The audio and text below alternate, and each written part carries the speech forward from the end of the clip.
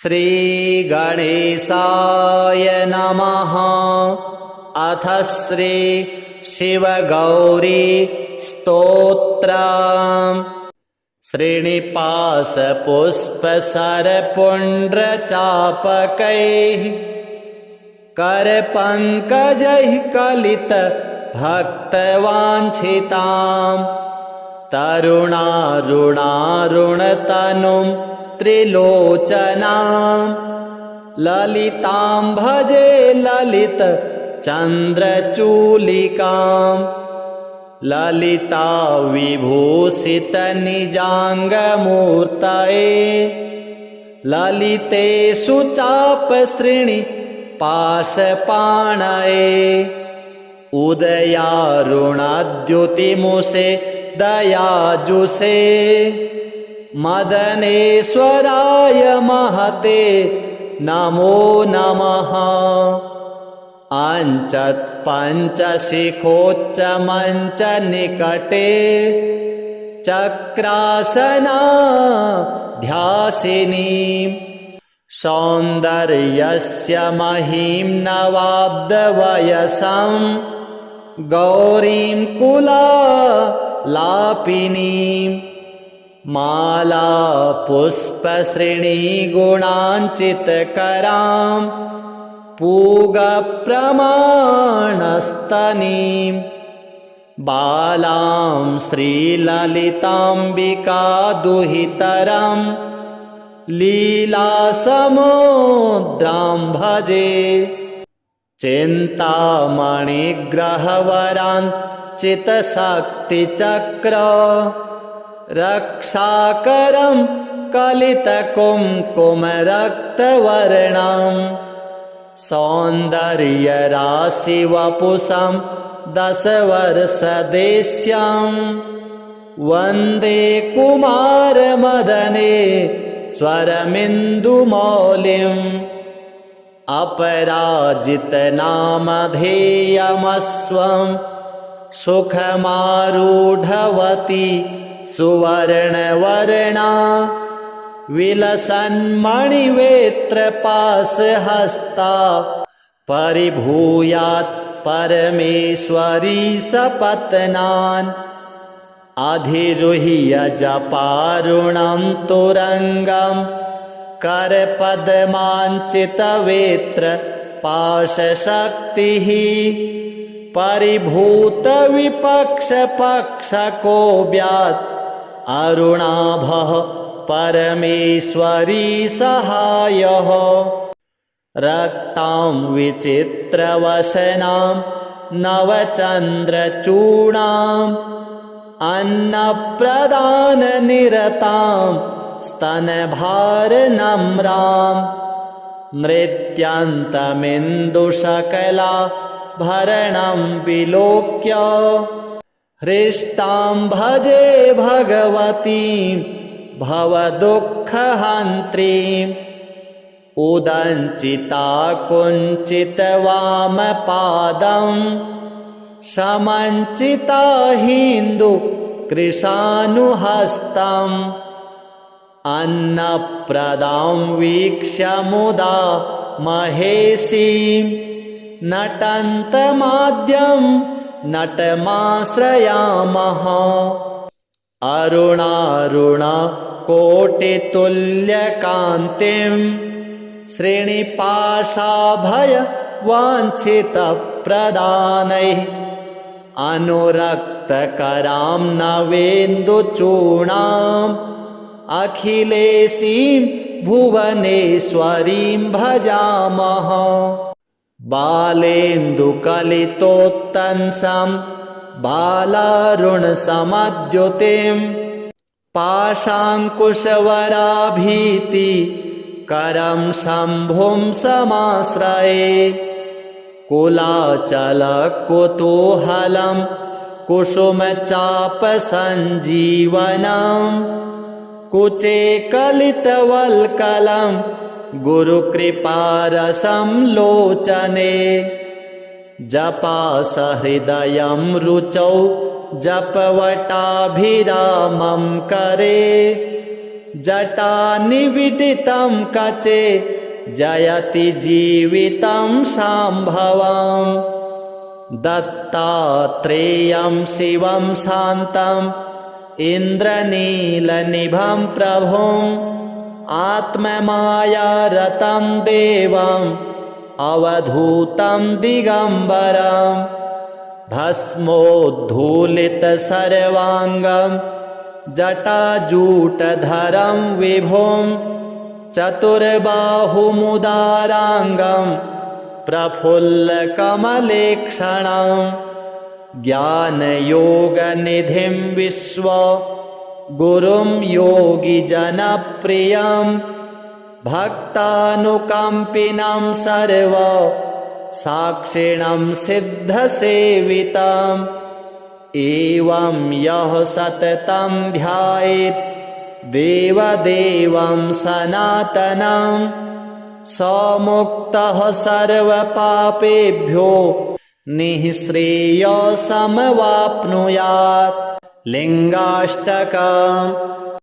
ब्रह्ममुरारिसुरार्चितलिङ्गं निर्मलभासितशोभितलिङ्गं जन्मजदुःखविनाशकलिङ्गं तत्प्रणमामि सदा शिवलिङ्गं देवमुनिप्रवरार्चितलिङ्गं कामदहनकरुणाकरलिङ्गं रावणदर्पविनाशनलिङ्गं तत्प्रणमामि सदा शिवलिङ्गं सर्वसुगन्धिसुलेपितलिङ्गं बुद्धिविवर्धनकारणलिङ्गं सिद्धसुरासुरवन्दितलिङ्गं तत्प्रणमामि सदा शिवलिङ्गं कनकमहामणिभूषितलिङ्गं फणिपतिवेष्टितशोभितलिङ्गं दक्षसुयज्ञविनाशनलिङ्गं तत्प्रणमामि सदा शिवलिङ्गं कुङ्कुमचन्दनलेपितलिङ्गं पङ्कजहारसुशोभितलिङ्गं सञ्चितपापविनाशनलिङ्गं तत्प्रणमामि सदा शिवलिङ्गं देवगणार्चितसेवितलिङ्गं भावैर्भक्तिभिरेव च लिङ्गं दिनकरकोटिप्रभाकरलिङ्गं तत्प्रणमामि सदा शिवलिङ्गम् अष्टदलोपरिवेष्टितलिङ्गं सर्वसमुद्भवकारणलिङ्गम् अष्टदरिद्रविनाशनलिङ्गं तत्प्रणमामि सदा शिवलिङ्गं सुरगुरुसुरवरपूजितलिङ्गं सुरवनपुष्पसदार्चितलिङ्गं परात्परं परमात्मकलिङ्गं तत्प्रणमामि सदा शिवलिङ्गम् लिङ्गाष्टकमिदं पुण्यं यः पठेत् शिवसन्निधौ शिवलोकमवाप्नोति शिवेन सह मोदते। अथ रुद्राष्टकम् नमामि समीशाननिर्वाणरूपं विभुं व्यापकं ब्रह्मवेदस्वरूपं निजं निर्गुणं निर्विकल्पं निरीहं चिदाकाशमाकाशवासं भजेऽहं निराकारमोङ्कारमूलं तुरीयं गिराज्ञानगोतीतमीशं गिरीशं करालं महाकालकालं कृपालं गुणागारसंसारपारं नतोऽहं तुषाराद्रिसङ्काशगौरं गभीरं मनोभूतकोटिप्रभाश्रीशरीरं स्फुरन्मौलिकल्लोलिनी चारुगङ्गा लसद्भालबालेन्दुकण्ठे भुजङ्गा चलत्कुण्डलं भ्रूसुनेत्रं विशालं प्रसन्नाननं नीलकण्ठं दयालं मृगाधीशचर्माम्बरं मुण्डमालं प्रियं शङ्करं सर्वनाथं भजामि प्रचण्डं प्रकृष्टं प्रगल्भं परेशम् अखण्डम् अजं भानुकोटिप्रकाशं त्रयः शूलनिर्मूलनं शूलपाणिं भजेऽहं भवानीपतिं भावगम्यं कलातीतकल्याणकल्पान्तकारी सदा सज्जनानन्ददाता पुरारी चिदानन्दसन्दोहमोहापहारी प्रसीद प्रसीद प्रभो मन्मथारी न यावद् उमानाथपादारविन्दं भजन्ति ह लोके परे वा नराणां न तावत् सुखं शान्तिसन्तापनाशं प्रसीद प्रभो सर्वभूताधिवासं न जानामि योगं जपं नैव पूजां न तोऽहं सदा सर्वदा शम्भुतोभ्यं जराजन्मदुःखौघतातप्यमानं प्रभो पाहि आपन्नमामीश शम्भो रुद्राष्टकमिदं प्रोक्तं विप्रेण हरतोषये ये पठन्ति नरा भक्त्या तेषां शम्भुः प्रसीदति। अथ शिवपञ्चाक्षर स्तोत्रम्। नागेन्द्रहाराय त्रिलोचनाय भस्माङ्गरागाय महेश्वराय नित्याय शुद्धाय दिगम्बराय तस्मै नकाराय नमः शिवाय। मन्दाकिनी सलिलचन्दनचर्चिताय नन्दीश्वर प्रमथनाथ महेश्वराय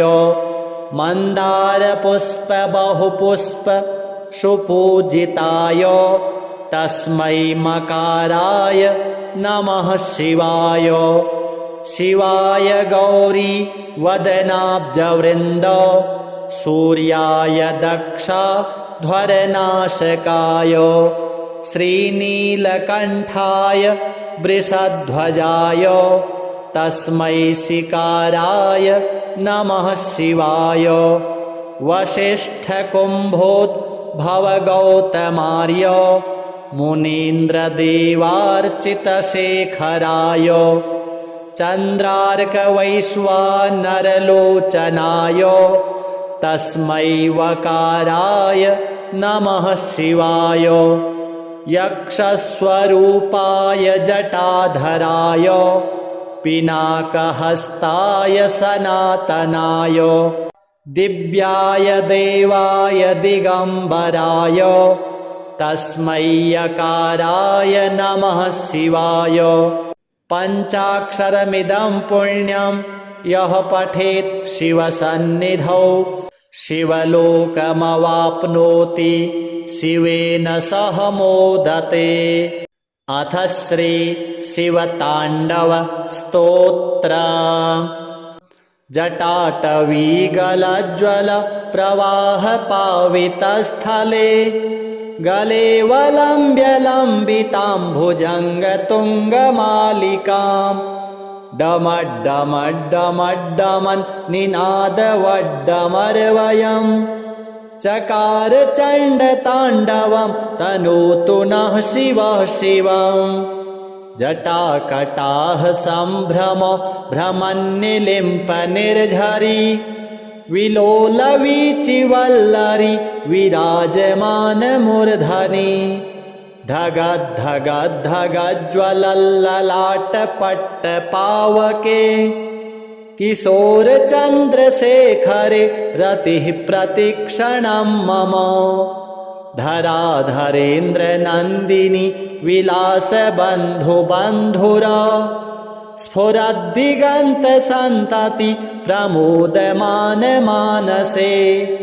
कृपाकटाक्षघोरणे निरुद्ध दुर्धरापदि क्वचिद्दिगम्बरे मनो विनोदमेतु वस्तुनि जटाभुजङ्गपिङ्गलस्फुरत्फणामणिप्रभा कदम्बकुङ्कुमद्रव प्रलिप्तदिग्वधूमुखे मदान्धसिन्धुरस्फुरत्वगुत्तरीयमेदुरे मनोविनोदमद्भुतं बिभर्तु भूतभर्तरि सहस्रलोचनप्रभृत्य शेषलेखशेखर प्रसूनधूलिधोरणि विधूसराङ्घ्रिपीठभुः भुजङ्गराजमालया निबद्धजाटजूटकः श्रियै चिराय जायतां चकोरबन्धुशेखरः ललाटचत्वरज्ज्वलद्धनञ्जयस्फुलिङ्गभा निपीतपञ्चसायकं नमन्निलिम्पनायकम् सुधामयूखलेखया विराजमानशेखरम् महाकपालिसम्पदे शिरोजटालमस्तु नः करालभालपट्टिका धगद्धगद्धगज्ज्वलत् धनञ्जयाहुतिकृत प्रचण्डपञ्चसायके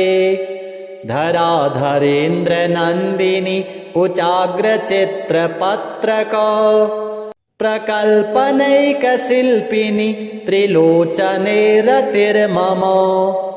नवीनमेघमण्डले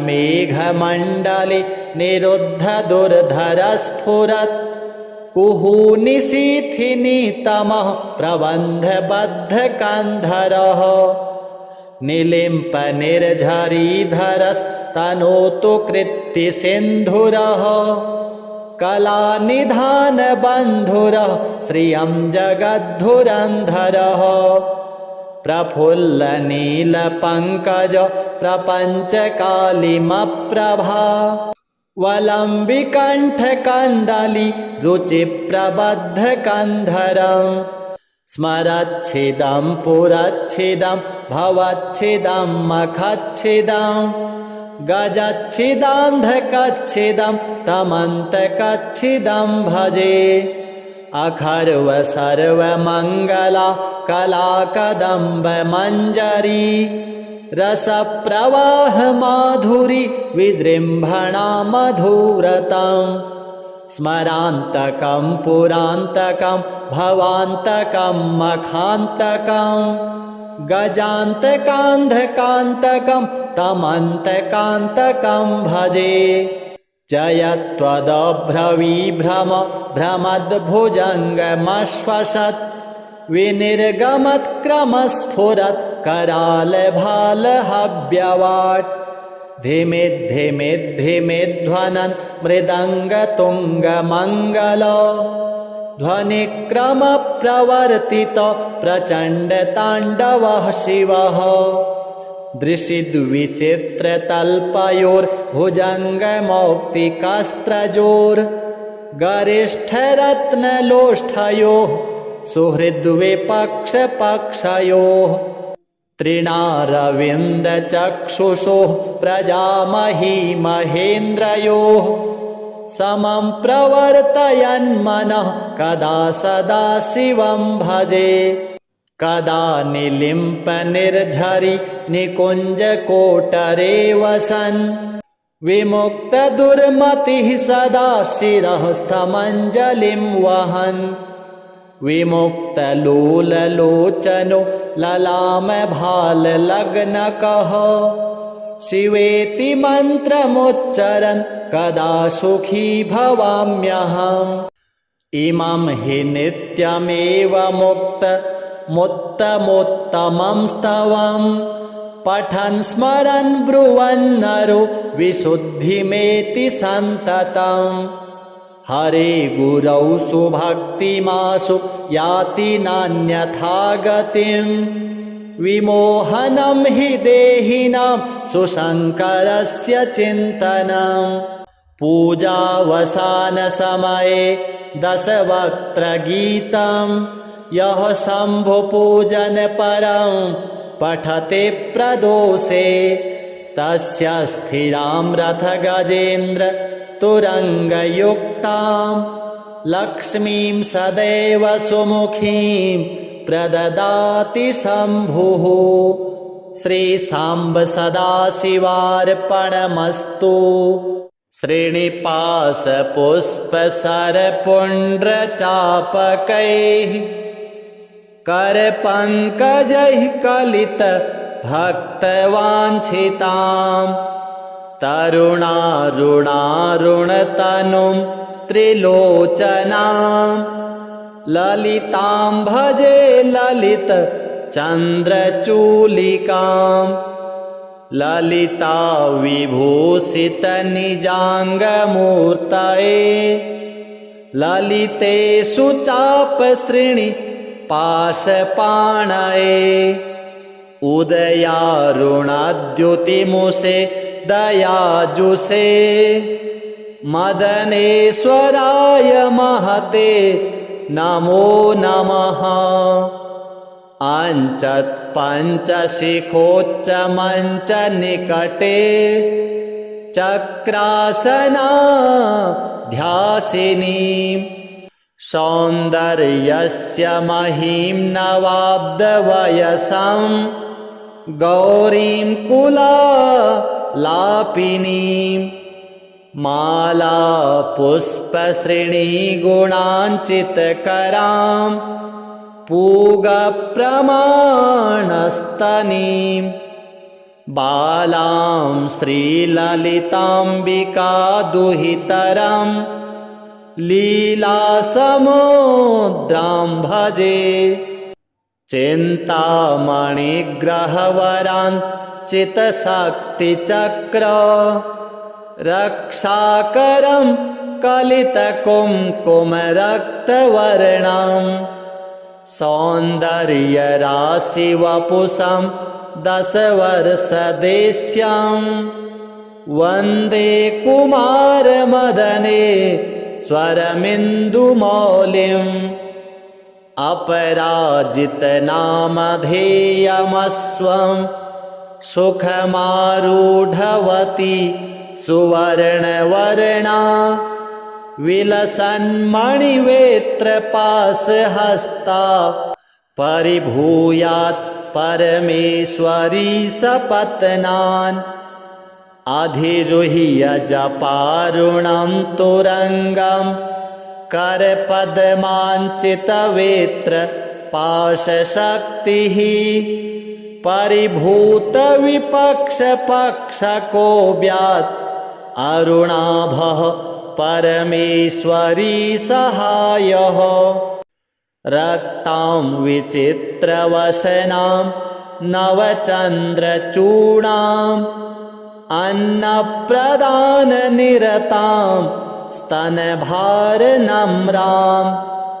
नृत्यन्तमिन्दुशकलाभरणं विलोक्य हृष्टां भजे भगवतीं भवदुःखहन्त्रीम् उदञ्चिता कुञ्चितवामपादं समञ्चिता हिन्दुकृशानुहस्तम् अन्नप्रदां वीक्ष्य मुदा महेशीं नटन्तमाद्यं नटमाश्रयामः अरुणारुणकोटितुल्यकान्तिं श्रीनिपाशाभयवाञ्छितप्रदानैः अनुरक्तकरां नवेन्दुचूणाम् अखिलेशीं भुवनेश्वरीं भजामः बालेन्दुकलितोत्तंसं बालारुणसमद्युतिं पाशाङ्कुशवराभीति करं शम्भुं समाश्रये कुलाचलकुतूहलं कुसुमचापसञ्जीवनं कुचे कलितवल्कलं गुरुकृपारसं लोचने जपासहृदयं रुचौ जपवटाभिरामं करे जटानिविदितं कचे जयति जीवितं शाम्भवम् दत्तात्रेयं शिवं शान्तम् इन्द्रनीलनिभं प्रभुम् आत्ममायारतं देवम् अवधूतं दिगम्बरं भस्मोद्धूलितसर्वाङ्गं जटाजूटधरं विभुं चतुर्बाहुमुदाराङ्गं प्रफुल्लकमलेक्षणं ज्ञानयोगनिधिं विश्वगुरुं योगिजनप्रियं भक्तानुकम्पिनं सर्व साक्षिणं सिद्धसेवितम् एवं यः सततं ध्यायेत् देवदेवं सनातनं स मुक्तः सर्वपापेभ्यो निःश्रेयसमवाप्नुयात्। लिङ्गाष्टकम् ब्रह्ममुरारिसुरार्चितलिङ्गं निर्मलभासितशोभितलिङ्गं जन्मजदुःखविनाशकलिङ्गं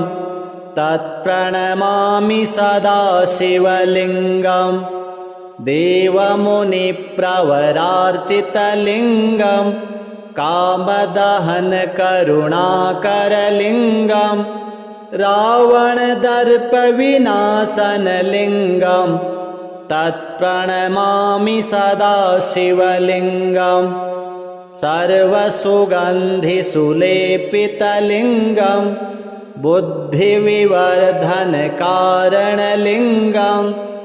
सिद्धसुरासुरवन्दितलिङ्गं तत्प्रणमामि सदा शिवलिङ्गं कनकमहामणिभूषितलिङ्गं फणिपतिवेष्टितशोभितलिङ्गं दक्षसुयज्ञविनाशनलिङ्गं तत्प्रणमामि सदा शिवलिङ्गं कुङ्कुमचन्दनलेपितलिङ्गं पङ्कजहारसुशोभितलिङ्गं सञ्चितपापविनाशनलिङ्गं तत्प्रणमामि सदा शिवलिङ्गं देवगणार्चितसेवितलिङ्गं भावैर्भक्तिभिरेव च लिङ्गं दिनकरकोटिप्रभाकरलिङ्गं तत्प्रणमामि सदा शिवलिङ्गम् अष्टदलोपरिवेष्टितलिङ्गं सर्वसमुद्भवकारणलिङ्गम् अष्टदरिद्रविनाशनलिङ्गं तत्प्रणमामि सदा शिवलिङ्गं सुरगुरुसुरवरपूजितलिङ्गं सुरवनपुष्पसदार्चितलिङ्गं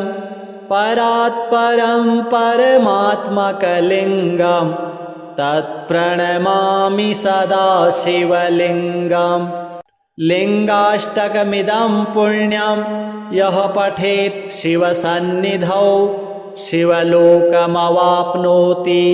शिवेन सह मोदते। अथ रुद्राष्टकम् नमामि समीशाननिर्वाणरूपं विभुं व्यापकं ब्रह्मवेदस्वरूपं निजं निर्गुणं निर्विकल्पं निरीहं चिदाकाशमाकाशवासं भजेऽहं निराकारमोङ्कारमूलं तुरीयं गिराज्ञानगोतीतमीशं गिरीशं करालं महाकालकालं कृपालं गुणागारसंसारपारं नतोऽहं तुषाराद्रिसङ्काशगौरं गभीरं मनोभूतकोटिप्रभाश्रीशरीरं स्फुरन्मौलिकल्लोलिनी चारुगङ्गा लसद्भालबालेन्दुकण्ठे भुजङ्गा चलत्कुण्डलं भ्रूसुनेत्रं विशालं प्रसन्नाननं नीलकण्ठं दयालं मृगाधीशचर्माम्बरं मुण्डमालं प्रियं शङ्करं सर्वनाथं भजामि प्रचण्डं प्रकृष्टं प्रगल्भं परेशम् अखण्डम् अजं भानुकोटिप्रकाशं त्रयः शूलनिर्मूलनं शूलपाणिं भजेऽहं भवानीपतिं भावगम्यं कलातीतकल्याणकल्पान्तकारी सदा सज्जनानन्ददाता पुरारी चिदानन्दसन्दोहमोहापहारी प्रसीद प्रसीद प्रभो मन्मथारी न यावद् उमानाथपादारविन्दं भजन्ति ह लोके परे वा नराणां न तावत् सुखं शान्तिसन्तापनाशं प्रसीद प्रभो सर्वभूताधिवासं न जानामि योगं जपं नैव पूजां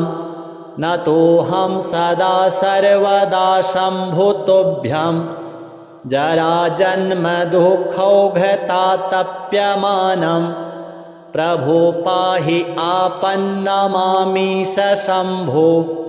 रुद्राष्टकमिदं प्रोक्तं विप्रेण हरतोषये ये पठन्ति नरा भक्त्या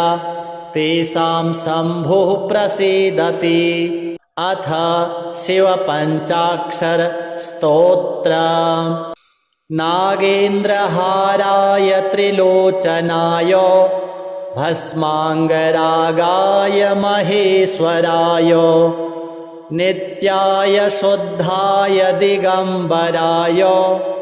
तस्मै नकाराय नमः शिवाय। मन्दाकिनी सलिलचन्दनचर्चिताय नन्दीश्वरप्रमथनाथ महेश्वराय मन्दारपुष्पबहुपुष्प सुपूजिताय तस्मै मकाराय नमः शिवाय। शिवाय गौरी वदनाब्जवृन्द सूर्याय दक्षाध्वरनाशकाय श्रीनीलकण्ठाय वृषध्वजाय तस्मै शिकाराय नमः शिवाय। वसिष्ठकुम्भोद्भवगौतमार्य मुनीन्द्रदेवार्चितशेखराय चन्द्रार्कवैश्वानरलोचनाय तस्मै वकाराय नमः शिवाय। यक्षस्वरूपाय जटाधराय पिनाकहस्ताय सनातनाय दिव्याय देवाय दिगम्बराय तस्मै यकाराय नमः शिवाय। पञ्चाक्षरमिदं पुण्यं यः पठेत् शिवसन्निधौ शिवलोकमवाप्नोति शिवेन सह मोदते। अथ श्री शिवताण्डवस्तोत्रम्। जटाटवीगलज्ज्वलप्रवाहपावितस्थले गलेवलम्ब्यलम्बितां भुजङ्गतुङ्गमालिकां डमड्डमड्डमड्डमन् निनादवड्डमर्वयम् चकार चण्डताण्डवं तनोतु नः शिवः शिवम् जटाकटाः सम्भ्रम भ्रमन्निलिम्प निर्झरी विलोलवीचिवल्लरी विराजमानमूर्धनि धगद्धगद्धगज्ज्वलल्ललाटपट्टपावके किशोरचन्द्रशेखरे रतिः प्रतिक्षणं मम धराधरेन्द्रनन्दिनी विलासबन्धुबन्धुरा स्फुरद्दिगन्तसन्तति प्रमोदमानमानसे कृपाकटाक्षघोरणे निरुद्धदुर्धरापदी क्वचिद्दिगम्बरे मनो विनोदमेतु वस्तुनि जटाभुजङ्गपिङ्गलस्फुरत्फणामणिप्रभा कदम्बकुङ्कुमद्रव प्रलिप्तदिग्वधूमुखे मदान्धसिन्धुरस्फुरत्वगुत्तरीयमेदुरे मनोविनोदमद्भुतं बिभर्तु भूतभर्तरि सहस्रलोचनप्रभृत्य शेषलेखशेखर प्रसूनधूलिधोरणि विधूसराङ्घ्रिपीठभुः भुजङ्गराजमालया निबद्धजाटजूटकः श्रियैचिराय जायतां चकोरबन्धुशेखरः ललाटचत्वरज्ज्वलद्धनञ्जयस्फुलिङ्गभा निपीतपञ्चसायकं नमन्निलिम्पनायकम् सुधामयूखलेखया विराजमानशेखरम् महाकपालिसम्पदे शिरोजटालमस्तु नः करालभालपट्टिका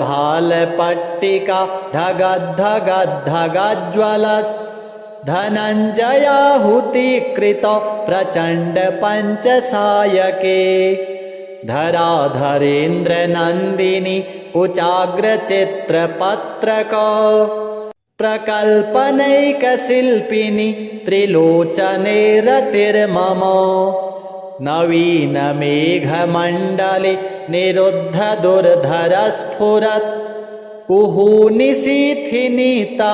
प्रबन्धबद्धकन्धरः निलिम्पनिर्झरीधरस्तनोतु कृत्तिसिन्धुरः कलानिधानबन्धुरः श्रियं जगद्धुरन्धरः प्रफुल्लनीलपङ्कज प्रपञ्चकालिमप्रभा वलम्बिकण्ठकन्दली रुचिप्रबद्धकन्धरम् स्मरच्छिदं पुरच्छिदं भवच्छिदं मखच्छिदं गजच्छिदान्धकच्छिदं तमन्तकच्छिदं भजे अखर्व सर्वमङ्गला कलाकदम्बमञ्जरी रसप्रवाहमाधुरी विजृम्भणा मधुव्रतम् स्मरान्तकं पुरान्तकं भवान्तकं मखान्तकं गजान्तकान्धकान्तकं तमन्तकान्तकं भजे जयत्वदभ्रविभ्रम भ्रमद्भुजङ्गमश्वसत् विनिर्गमत्क्रमस्फुरत् करालभालहव्यवाट् धिमे धिमे धिमे ध्वनन् मृदङ्गतुङ्गमङ्गल ध्वनिक्रमप्रवर्तित प्रचण्डताण्डवः शिवः दृशिद्विचित्रतल्पयोर्भुजङ्गमौक्तिकस्त्रजोर् गरिष्ठरत्नलोष्ठयोः सुहृद्विपक्षपक्षयोः तृणारविन्दचक्षुषोः प्रजामही महेन्द्रयोः समं प्रवर्तयन्मनः कदा सदा शिवं भजे कदा निलिम्पनिर्झरि निकुञ्जकोटरे वसन् विमुक्तदुर्मतिः सदा शिरःस्थमञ्जलिं वहन् विमुक्तलोललोचनो ललामभाललग्नकः शिवेति मन्त्रमुच्चरन् कदा सुखी भवाम्यहम् इमं हि नित्यमेव मुत्तमोत्तमं स्तवं पठन् स्मरन् ब्रुवन्नरो विशुद्धिमेति सन्ततम् हरे गुरौ सुभक्तिमासु याति नान्यथा गतिम् विमोहनं हि देहिनां सुशङ्करस्य चिन्तनम् पूजावसानसमये दशवक्त्रगीतं यः शम्भुपूजनपरं पठते प्रदोषे तस्य स्थिरां रथगजेन्द्र तुरङ्गयुक्तां लक्ष्मीं सदैव सुमुखीं प्रददाति शम्भुः श्रीसाम्ब सदाशिवार्पणमस्तु।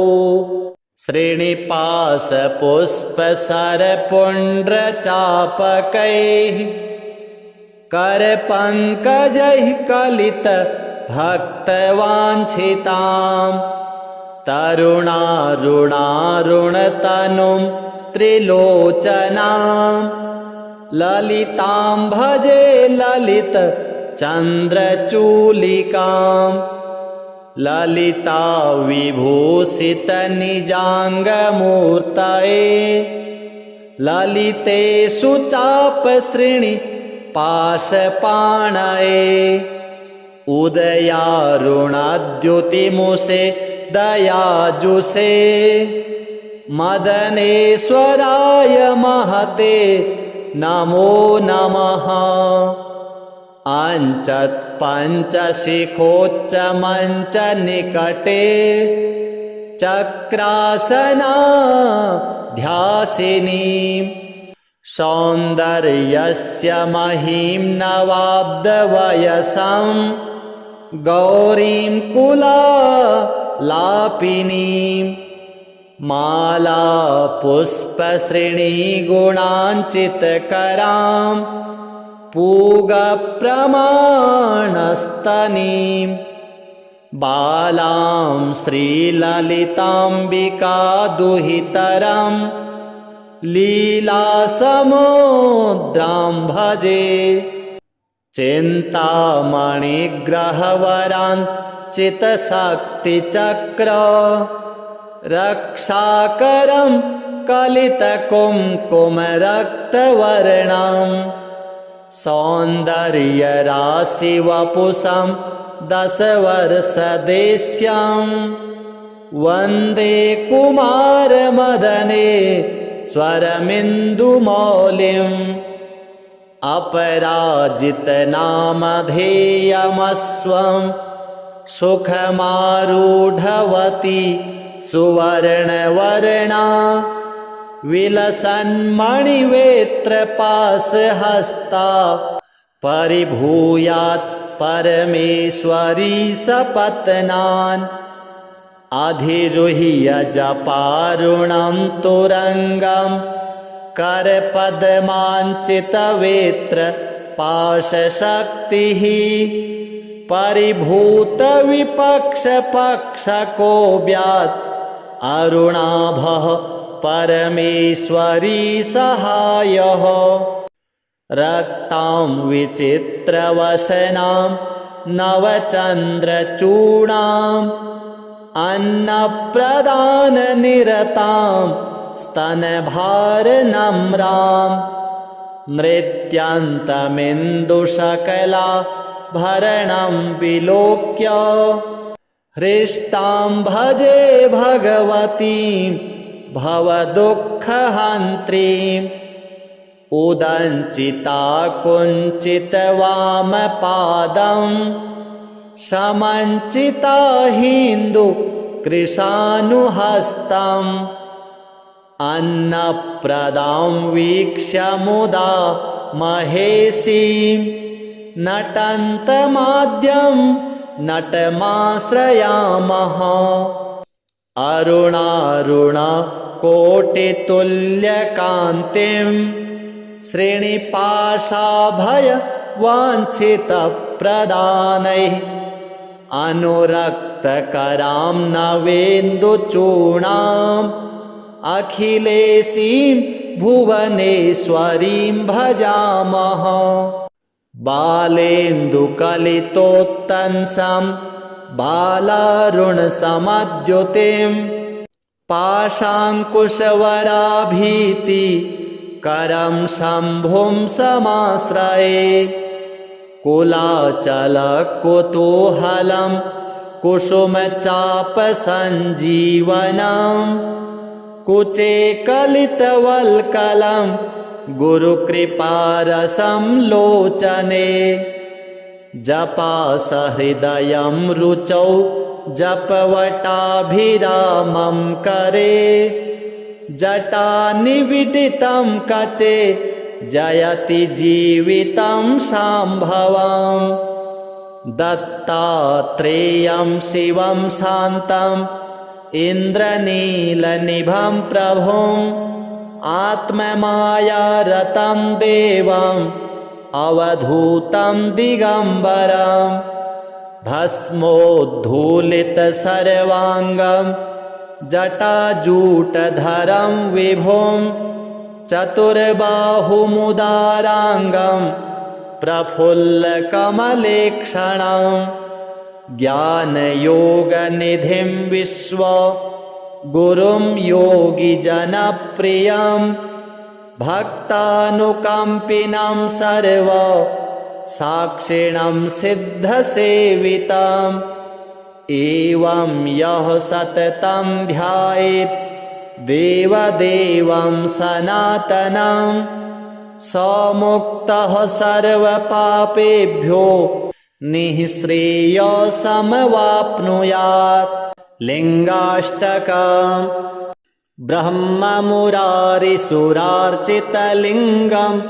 निर्मलभासितशोभितलिङ्गं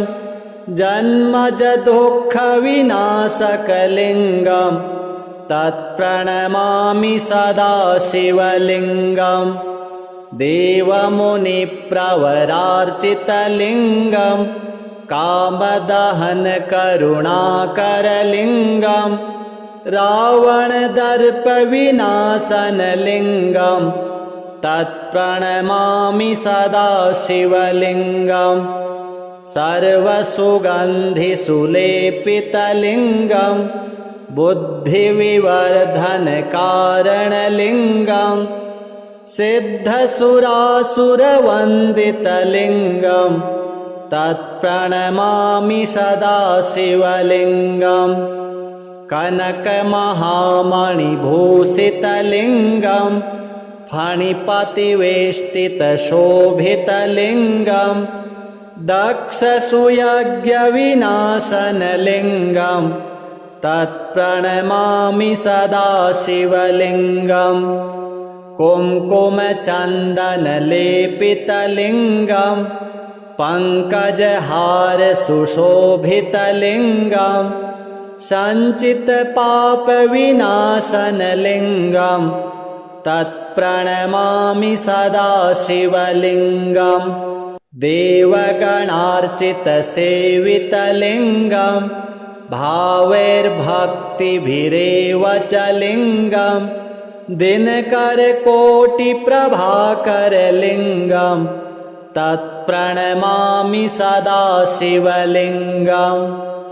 अष्टदलोपरिवेष्टितलिङ्गं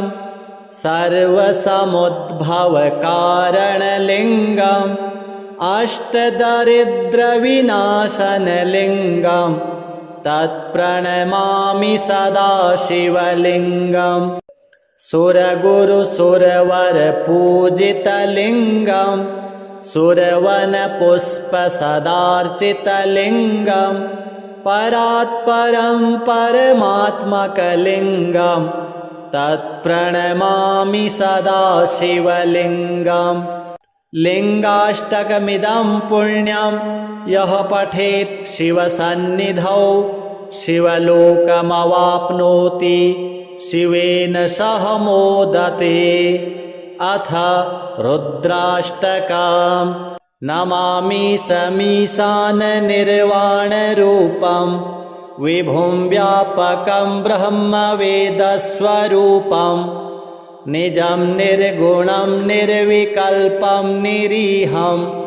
चिदाकाशमाकाशवासं भजेऽहं। निराकारमोङ्कारमूलं तुरीयं गिराज्ञानगोतीतमीशं गिरीशं करालं महाकालकालं कृपालं गुणागारसंसारपारं नतोऽहं। तुषाराद्रिसङ्काशगौरं गभीरं मनोभूतकोटिप्रभाश्रीशरीरं स्फुरन्मौलिकल्लोलिनी चारुगङ्गा लसद्भालबालेन्दुकण्ठे भुजङ्गा चलत्कुण्डलं भ्रूसुनेत्रं विशालं प्रसन्नाननं नीलकण्ठं दयालं मृगाधीशचर्माम्बरं मुण्डमालं प्रियं शङ्करं सर्वनाथं भजामि। प्रचण्डं प्रकृष्टं प्रगल्भं परेशम् अखण्डम् अजं भानुकोटिप्रकाशं त्रयः शूलनिर्मूलनं शूलपाणिं भजेऽहं भवानीपतिं भावगम्यं कलातीतकल्याणकल्पान्तकारी सदा सज्जनानन्ददाता पुरारी चिदानन्दसन्दोहमोहापहारी प्रसीद प्रसीद प्रभो मन्मथारी। न यावद् उमानाथपादारविन्दं भजन्ति ह लोके परे वा नराणां न तावत् सुखं शान्तिसन्तापनाशं प्रसीद प्रभो सर्वभूताधिवासं। न जानामि योगं जपं नैव पूजां न तोऽहं सदा सर्वदा शम्भुतोभ्यं जराजन्मदुःखौघतातप्यमानं प्रभो पाहि आपन्नमामि शम्भो। रुद्राष्टकमिदं प्रोक्तं विप्रेण हरतोषये ये पठन्ति नरा भक्त्या तेषां शम्भुः प्रसीदति। अथ शिवपञ्चाक्षरस्तोत्रम्। नागेन्द्रहाराय त्रिलोचनाय भस्माङ्गरागाय महेश्वराय नित्याय शुद्धाय दिगम्बराय तस्मै नकाराय नमः शिवाय। मन्दाकिनी सलिलचन्दनचर्चिताय नन्दीश्वरप्रमथनाथ महेश्वराय मन्दारपुष्पबहुपुष्प सुपूजिताय तस्मै मकाराय नमः शिवाय। शिवाय गौरी वदनाब्जवृन्द सूर्याय दक्षाध्वरनाशकाय श्रीनीलकण्ठाय वृषध्वजाय तस्मै शिकाराय नमः शिवाय। वसिष्ठकुम्भोद्भवगौतमार्य मुनीन्द्रदेवार्चितशेखराय चन्द्रार्कवैश्वानरलोचनाय तस्मै वकाराय नमः शिवाय। यक्षस्वरूपाय जटाधराय पिनाकहस्ताय सनातनाय दिव्याय देवाय दिगम्बराय तस्मै यकाराय नमः शिवाय। पञ्चाक्षरमिदं पुण्यं यः पठेत् शिवसन्निधौ शिवलोकमवाप्नोति शिवेन सह मोदते। अथ श्री शिवताण्डव स्तोत्र। जटाटवीगलज्ज्वल प्रवाह पावितस्थले गले वलम्ब्य लम्बितां भुजङ्गतुङ्गमालिकाम् डमड्डमड्डमड्डमन् निनादवड्डमर्वयम् चकार चण्डताण्डवं तनोतु नः शिवः शिवम्। जटाकटाः सम्भ्रम भ्रमन्निलिम्प निर्झरी विलोलवीचिवल्लरी विराजमान मूर्धनि धगद्धगद्धगज्ज्वलल्ललाटपट्टपावके किशोरचन्द्रशेखरे रतिः प्रतिक्षणं मम धराधरेन्द्रनन्दिनी विलासबन्धुबन्धुरा स्फुरद्दिगन्तसन्तति प्रमोदमान मानसे कृपाकटाक्षघोरणे निरुद्ध दुर्धरापदि क्वचिद्दिगम्बरे मनो विनोदमेतु वस्तुनि जटाभुजङ्गपिङ्गलस्फुरत्फणामणिप्रभा कदम्बकुङ्कुमद्रव प्रलिप्तदिग्वधूमुखे मदान्धसिन्धुरस्फुरत्वगुत्तरीयमेदुरे मनोविनोदमद्भुतं बिभर्तु भूतभर्तरि सहस्रलोचनप्रभृत्य शेषलेखशेखर प्रसूनधूलिधोरणि विधूसराङ्घ्रिपीठभुः भुजङ्गराजमालया निबद्धजाटजूटकः श्रियै चिराय जायतां चकोरबन्धुशेखरः ललाटचत्वरज्ज्वलद्धनञ्जयस्फुलिङ्गभा निपीतपञ्चसायकं नमन्निलिम्पनायकम् सुधामयूखलेखया विराजमानशेखरम् महाकपालिसम्पदे शिरोजटालमस्तु नः करालभालपट्टिका धगद्धगद्धगज्ज्वलत् धनञ्जयाहुतिकृत प्रचण्डपञ्चसायके धराधरेन्द्रनन्दिनी कुचाग्रचित्रपत्रक प्रकल्पनैकशिल्पिनी त्रिलोचने रतिर्मम नवीनमेघमण्डले निरुद्धदुर्धरस्फुरत् कुहूनिशीथिनीतमः प्रबन्धबद्धकन्धरः निलिम्पनिर्झरीधरस्तनोतु कृत्तिसिन्धुरः कलानिधानबन्धुरः श्रियं जगद्धुरन्धरः प्रफुल्लनीलपङ्कज प्रपञ्चकालिमप्रभा वलम्बिकण्ठकन्दली रुचिप्रबद्धकन्धरम् स्मरच्छिदं पुरच्छिदं भवच्छिदं मखच्छिदं गजच्छिदान्धकच्छिदं तमन्तकच्छिदं भजे अखर्व सर्वमङ्गला कलाकदम्बमञ्जरी रसप्रवाहमाधुरी विजृम्भणा मधुव्रतम् स्मरान्तकं पुरान्तकं भवान्तकं मखान्तकं गजान्तकान्धकान्तकं तमन्तकान्तकं भजे जयत्वदभ्रविभ्रम भ्रमद्भुजङ्गमश्वसत् विनिर्गमत्क्रमस्फुरत् करालभालहव्यवाट् धिमिद्धिमिद्धिमिध्वनन् मृदङ्गतुङ्गमङ्गल ध्वनिक्रमप्रवर्तित प्रचण्डताण्डवः शिवः दृशिद्विचित्रतल्पयोर्भुजङ्गमौक्तिकास्त्रयोर्गरिष्ठरत्नलोष्ठयोः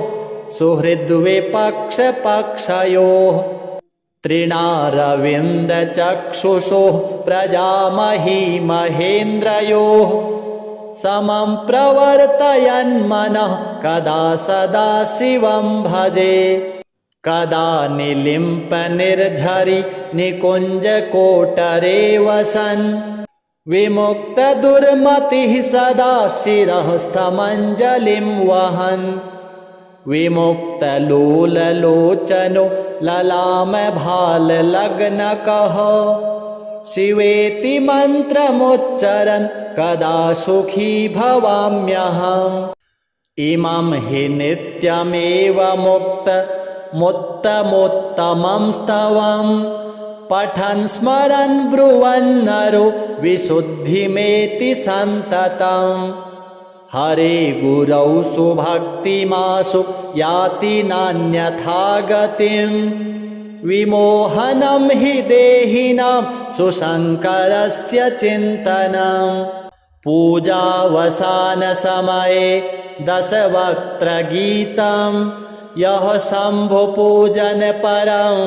पठते प्रदोषे तस्य स्थिरां रथगजेन्द्र तुरङ्गयुक्तां लक्ष्मीं सदैव सुमुखीं प्रददाति शम्भुः श्रीसाम्ब सदाशिवार्पणमस्तु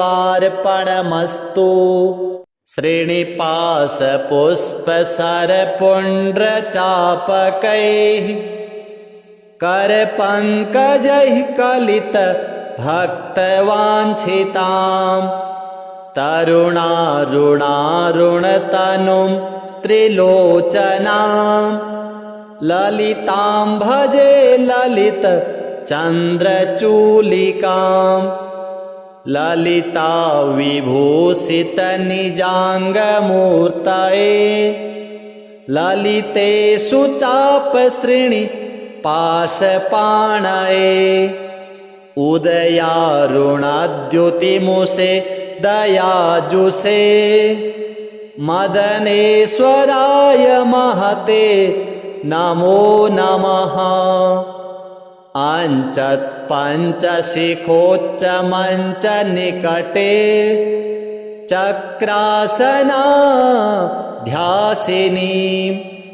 सौन्दर्यस्य महीं नवाब्दवयसं गौरीं कुलालापिनीं माला पुष्पश्रेणीगुणाञ्चितकरां पूगप्रमाणस्तनीं बालां श्रीललिताम्बिकादुहितरं लीलासमुद्रां भजे चिन्तामणिग्रहवरान् चितशक्तिचक्र रक्षाकरं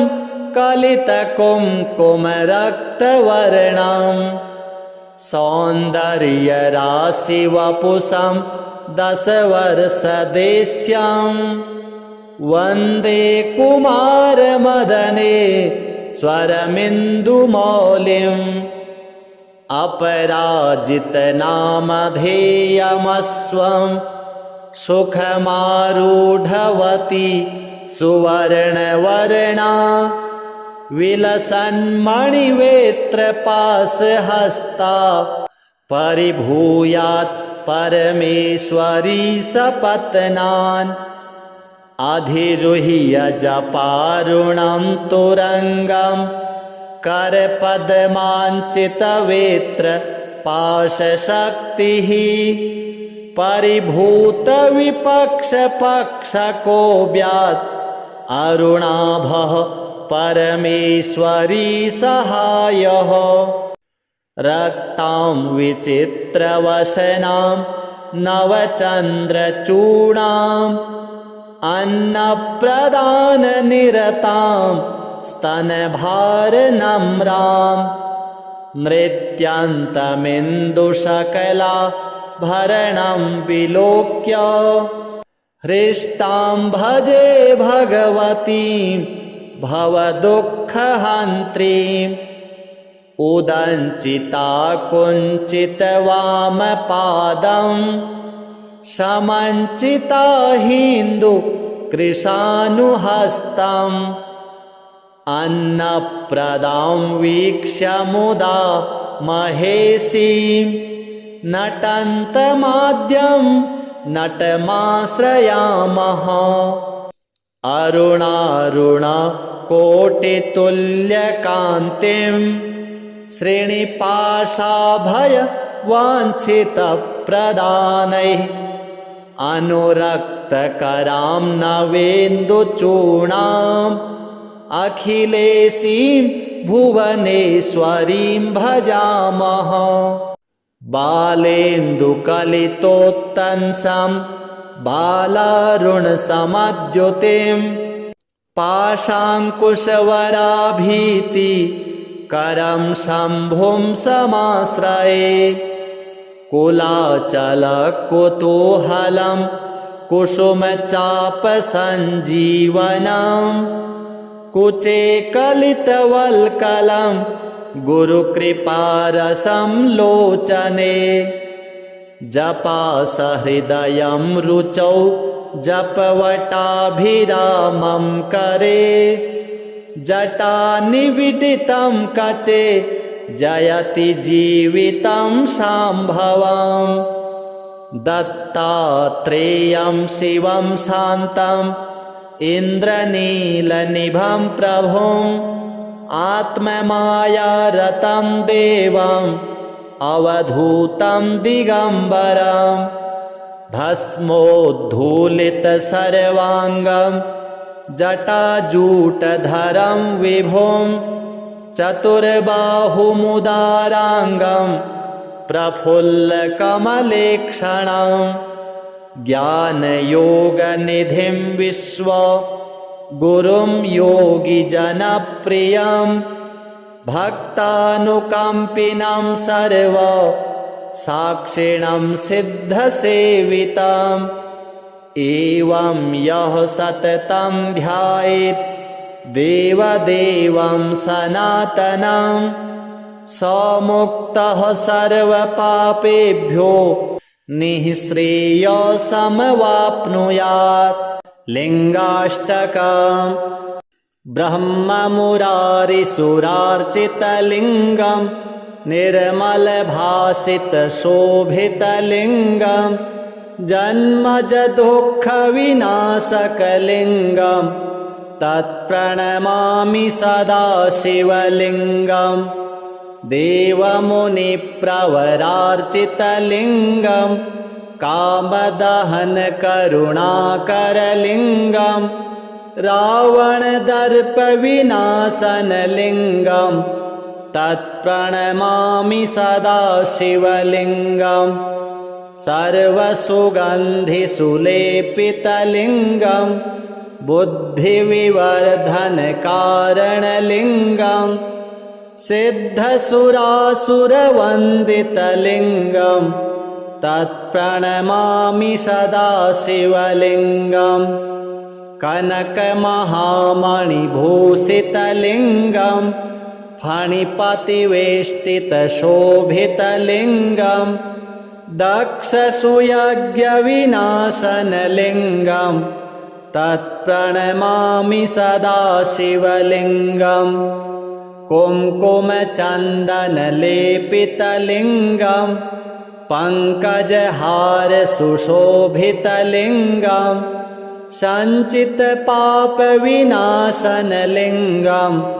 तत्प्रणमामि सदा शिवलिङ्गम् देवगणार्चितसेवितलिङ्गं भावैर्भक्तिभिरेव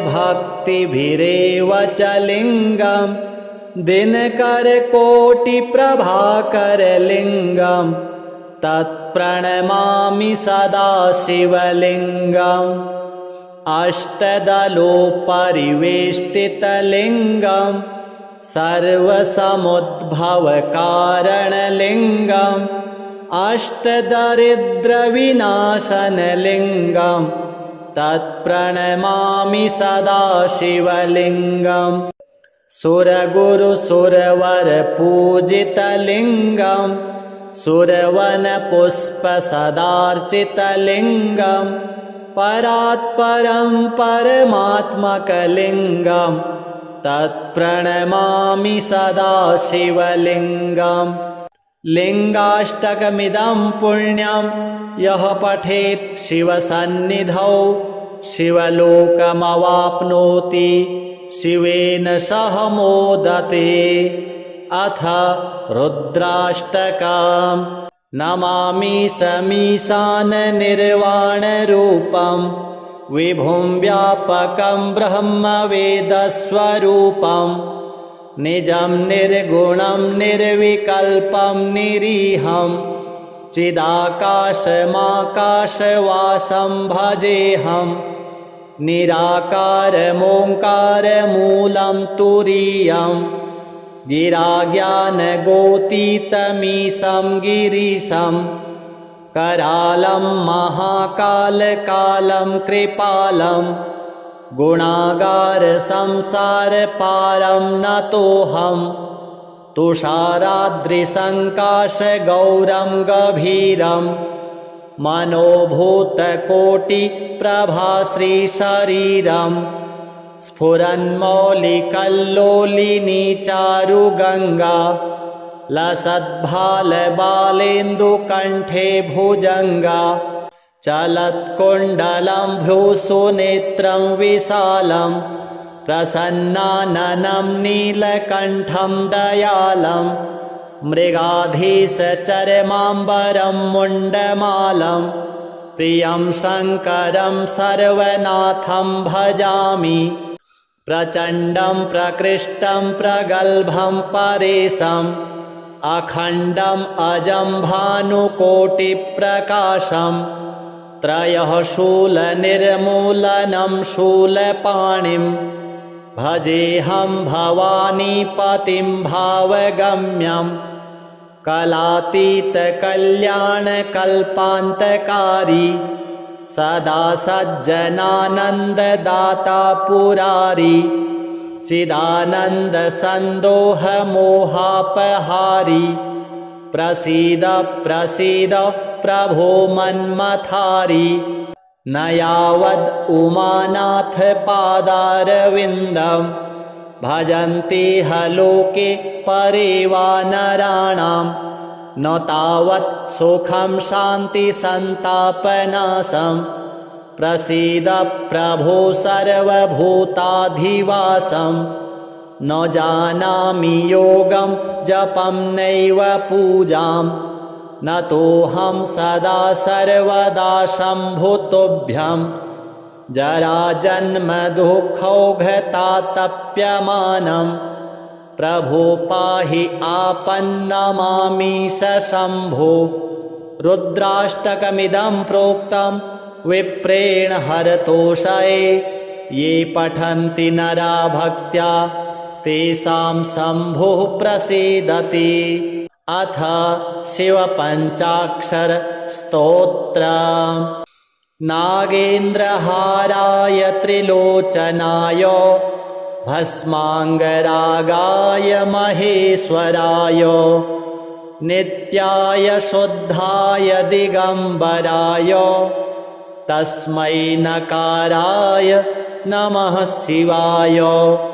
मन्दाकिनी सलिलचन्दनचर्चिताय नन्दीश्वरप्रमथनाथ महेश्वराय मन्दारपुष्पबहुपुष्प सुपूजिताय तस्मै मकाराय नमः शिवाय शिवाय गौरी वदनाब्जवृन्द सूर्याय दक्षाध्वरनाशकाय श्रीनीलकण्ठाय वृषध्वजाय तस्मै शिकाराय नमः शिवाय वसिष्ठकुम्भोद्भवकर्मकाय भवगौतमार्य मुनीन्द्रदेवार्चितशेखराय चन्द्रार्कवैश्वानरलोचनाय तस्मै वकाराय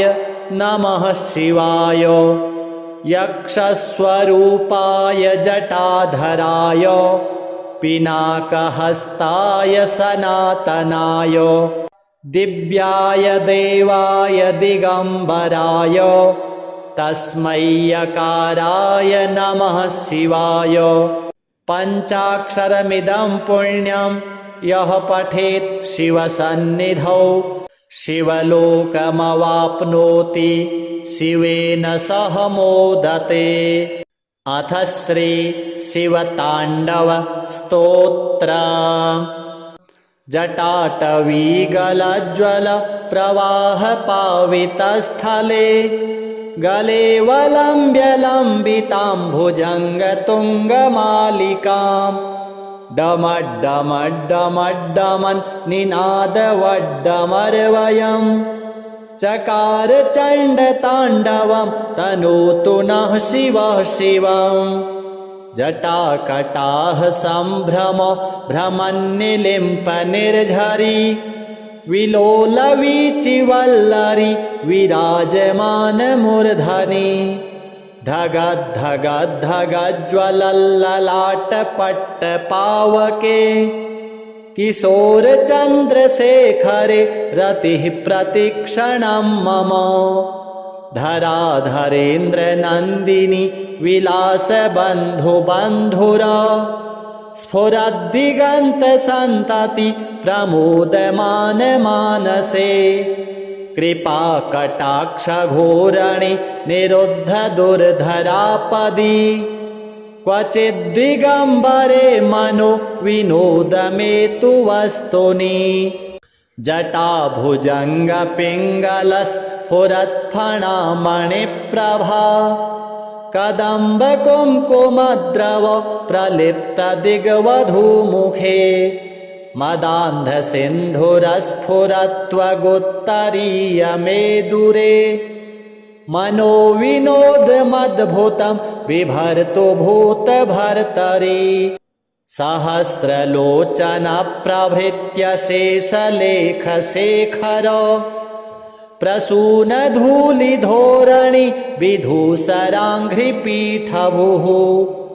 भुजङ्गराजमालया निबद्धजाटजूटकः श्रियै चिराय जायतां चकोरबन्धुशेखरः ललाटचत्वरज्ज्वलद्धनञ्जयस्फुलिङ्गभा निपीतपञ्चसायकं नमन्निलिम्पनायकं सुधामयूखलेखया विराजमानशेखरं महाकपालिसम्पदे शिरोजटालमस्तु नः करालभालपट्टिका धगद्धगद्धगज्ज्वलत् धनञ्जयाहुतिकृत प्रचण्डपञ्चसायके धराधरेन्द्रनन्दिनी कुचाग्रचित्रपत्रक प्रकल्पनैकशिल्पिनी त्रिलोचने रतिर्मम नवीनमेघमण्डले निरुद्धदुर्धरस्फुरत् कुहूनिशीथिनी तमः प्रबन्धबद्धकन्धरः निलिम्पनिर्झरीधरस्तनोतु कृत्तिसिन्धुरः कलानिधानबन्धुरः श्रियं जगद्धुरन्धरः प्रफुल्लनीलपङ्कज प्रपञ्चकालिमप्रभा वलम्बिकण्ठकन्दली रुचिप्रबद्धकन्धरं स्मरच्छिदं पुरच्छिदं भवच्छिदं मखच्छिदं गजच्छिदान्धकच्छिदं तमन्तकच्छिदं भजे अखर्व सर्वमङ्गला कलाकदम्बमञ्जरी रसप्रवाहमाधुरी विजृम्भणा मधुरतम् स्मरान्तकं पुरान्तकं भवान्तकं मखान्तकं गजान्तकान्धकान्तकं तमन्तकान्तकं भजे जय त्वदभ्रविभ्रम भ्रमद्भुजङ्गमश्वसत् विनिर्गमत्क्रमस्फुरत् करालभालहव्यवाट् धिमे धिमे धिमे ध्वनन् मृदङ्गतुङ्गमङ्गल ध्वनिक्रमप्रवर्तित प्रचण्डताण्डवः शिवः दृशिद्विचित्रतल्पयोर्भुजङ्गमौक्तिकास्त्रजोर् गरिष्ठरत्नलोष्ठयोः सुहृद्विपक्षपक्षयोः तृणारविन्दचक्षुषोः प्रजामही महेन्द्रयोः समं प्रवर्तयन्मनः कदा सदा शिवं भजे कदा निलिम्पनिर्झरि निकुञ्जकोटरे वसन् विमुक्तदुर्मतिः सदा शिरःस्थमञ्जलिं वहन् विमुक्तलोललोचनो ललामभाललग्नकः शिवेति मन्त्रमुच्चरन् कदा सुखी भवाम्यहम् इमं हि नित्यमेव मुत्तमोत्तमं स्तवं पठन् स्मरन् ब्रुवन्नरो विशुद्धिमेति सन्ततम् हरे गुरौ सुभक्तिमासु याति नान्यथा गतिम् विमोहनं हि देहिनां सुशङ्करस्य चिन्तनम् पूजावसानसमये दशवक्त्रगीतं यः शम्भुपूजनपरं पठते प्रदोषे तस्य स्थिरां रथगजेन्द्र तुरङ्गयुक्तां लक्ष्मीं सदैव सुमुखीं प्रददाति शम्भुः श्रीसाम्ब सदाशिवार्पणमस्तु।